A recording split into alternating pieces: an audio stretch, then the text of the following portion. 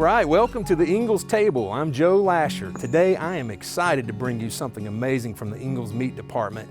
This is a boneless ribeye steak that you're gonna love.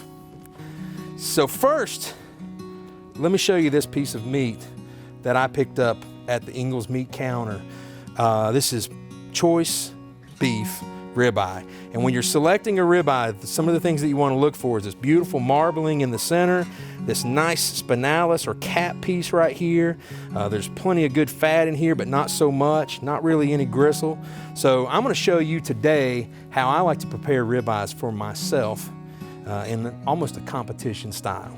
So the first thing that I'm going to do is I'm going to pull this ribeye out, and I'm going to go ahead and trim this right around the end and round this steak off. And we're going to use that piece of meat there, so don't be alarmed. In fact, that's usually my taster piece that I throw on the grill early. But we're going to just trim some of this fat off of here because there's enough fat and marbling within the steak to leave this off. Now, here we've got a nice looking, beautiful round steak. Now, the first thing that I want to do to prep this for the grill is pull it out, trim it, and I'm going to coat it pretty heavily with a mixture of salt, pepper, and garlic powder.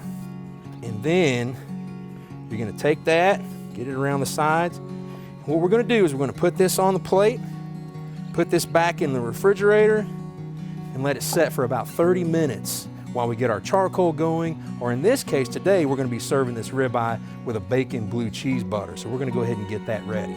So the next thing we're going to do is make a compound butter to go onto the finished steak. And what I like to do is let a couple of sticks of butter sit out and soften.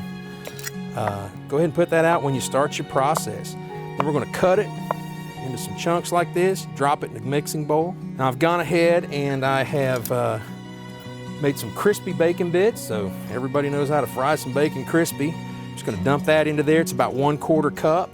And then what I'm going to do also is take some crumbled blue cheese and dump that in there. Now, for those of you that don't know, a compound butter is basically a mixture like this. Then I'm going to take the spoon and just mix it a little bit more. Really smash it down in there. All right, now that we've got this butter and ingredients mixed thoroughly, what we're going to do is take a piece of wax paper, like so, dump that right onto there. Turn around. We're going to just basically form a little bit of a loaf. You want to leave it nice and thick, but you also want to round it. We're going to roll this just like this. What we want to do is take this and put it in the freezer. All right, so here we are. We've been in the fridge for about 30 minutes. Now what I like to do at this point is go ahead and finish the seasoning. I like to take a nice hearty steak seasoning to give it some good texture. I don't go super thick onto there, but just enough to give it some good texture. And then I like to take some smoked paprika and give it a nice reddish color on the cook.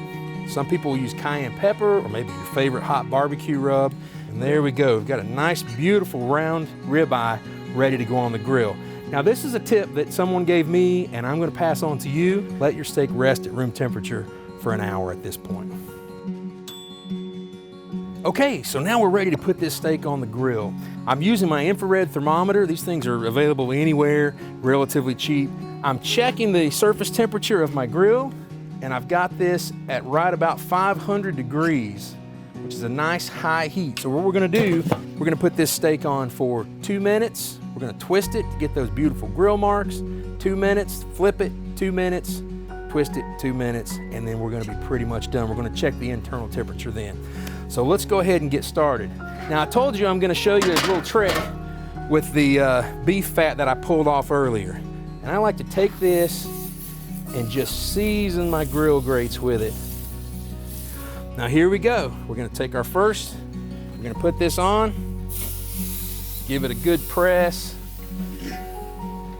And again, you wanna make sure that you got a timer set to the side, and we're gonna go ahead and set 2 minutes. We've put this steak on, we've twisted it, we've flipped it every 2 minutes. Now one other tool that really, again, when you're cooking a beautiful piece of meat like this, to know the internal temperature is critical. So I have an instant read thermometer. I'm gonna put that right in the middle. We've got about a 129, 130. That's gonna be a perfect medium rare. We're gonna go ahead and pull this off of here, okay? Bring it over to the plate right here.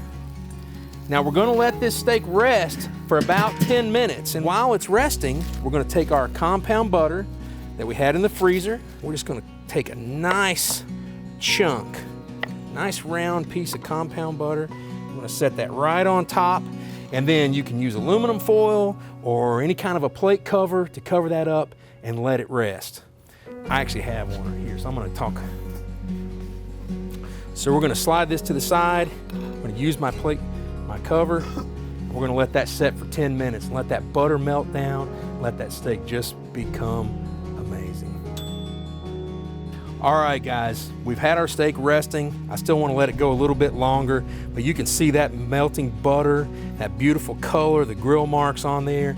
This is a fantastic and easy way to not only make yourself a delicious steak, but to impress all your backyard guests this summer and fall. I want to thank you so much for joining me here today at the Ingles table. Make sure and explore the rest of the site for more great tips, tricks, and recipes, and I'll see you next time.